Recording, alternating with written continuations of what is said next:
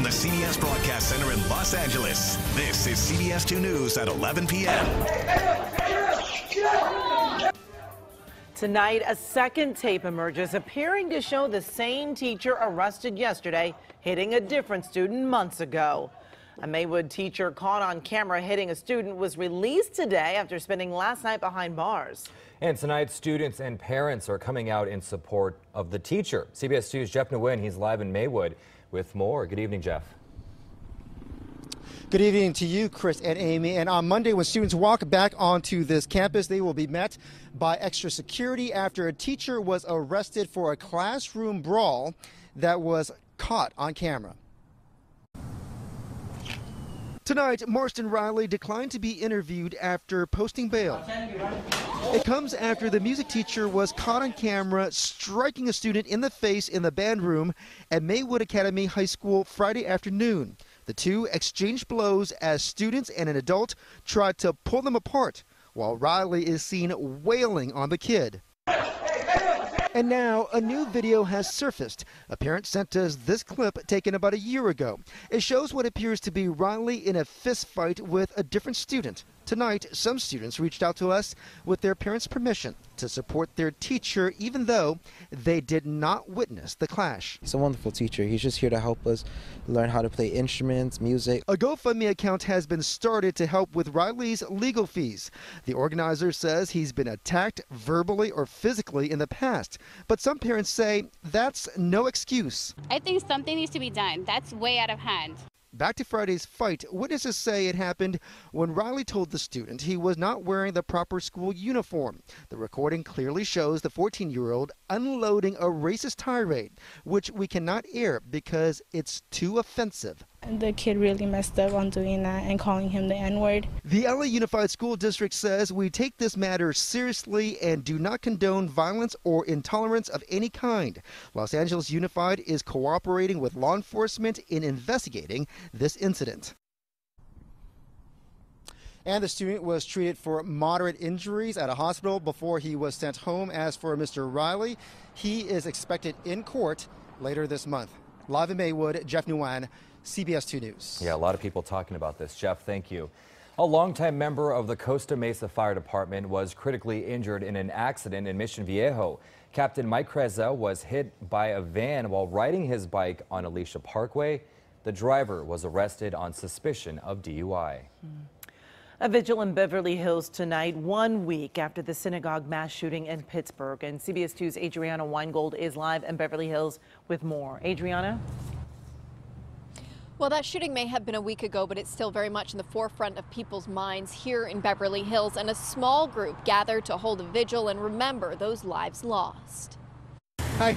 Community members and local leaders gathered together in Beverly Hills to remember the lives lost at the Tree of Life Synagogue 1 week ago and to show their support for the community of Squirrel Hill. They lit candles and walked in silence through the city, a time to reflect on the tragedy in Pittsburgh. These senseless acts of violence are really affecting all of us, and they keep happening more and more and more in neighborhoods just like Beverly Hills all throughout the country.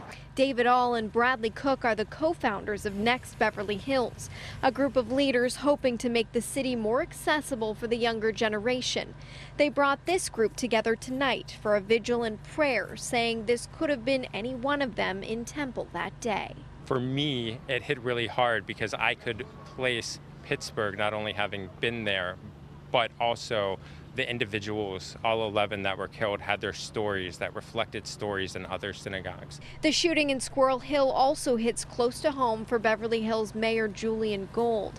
His daughter went to college just 4 blocks from the synagogue and knows many of its members. This is an opportunity for us to mourn for those who are gone, to try and console those who remain, but also to send a message that this is not how civilized people live. The group ended the vigil with a prayer, hoping the week ahead is filled with more light than darkness. The Beverly Hills Police Department says they are still keeping extra units at all houses of worship just to be extra careful. Live in Beverly Hills, Adriana Weingold, CBS 2 News. Well, the midterm elections are just 3 days away. President Trump spent Saturday stumping for Republicans and taking aim at Democrats. You know, they're lousy politicians and they have lousy policy, but they stick together. One thing I'll say, they stick together. Tonight, the president supported Florida gubernatorial candidate Ron DeSantis and Senate candidate Rick Scott. Meantime, former Vice President Joe Biden was back in Ohio, where he fired at the current administration. Democrats have to make it clear who we are. We choose hope over fear. We choose unity over division. Ohio is on the radar for both parties, hoping to shift the balance of power in Congress. Well, both candidates for governor were in Southern California today. Gavin Newsom is ahead in the polls, but as CBS 2's Greg Mills reports, John Cox intends to fight to the finish. We are going to win on Tuesday. That's what it's all about. And today, the candidates for governor of California got heroes' welcomes at campaign stops. John Cox in L.A. County and Gavin Newsom in Orange County. I'm not attacking him. I'm attacking the challenges of this state. We talk about housing, homelessness. We talk about affordability. Newsom is the perceived frontrunner. Cox repeatedly drove home his plans. We're going to repeal the gas tax. Yeah! We are going to stop throwing money down the drain on that bullet train. If you believe the polls, Newsom has it all wrapped up, enjoying a double-digit lead. The polls do say you're way ahead, but then people keep saying, wait a second, we remember a couple of years ago about something else. Thank you. To your point, and that's why we're out campaigning. That's why the bus barely mentions our name. It says vote. All the candidates can do right now is talk up their game. This campaign is about saving the state of California and hope it's enough. Tomorrow they hit the campaign trail awfully hard once again. Cox heads to the Central Valley and then Sacramento. As for Gavin Newsom, staying right here in Southern California, specifically in Los Angeles. Now we're at an early voting center. This is in Irvine. Tomorrow, early voting centers will be open in Orange County from 7 a.m. to 8 p.m. and in Los Angeles County from 8 a.m. until 4 p.m. In Irvine, Greg Mills, CBS 2 News.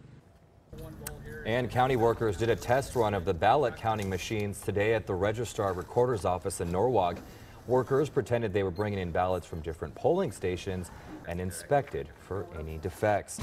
And you can count on CBS 2 News and CBSLA.com for comprehensive coverage leading up to the midterm elections. Plus, we'll have all the results this Tuesday night.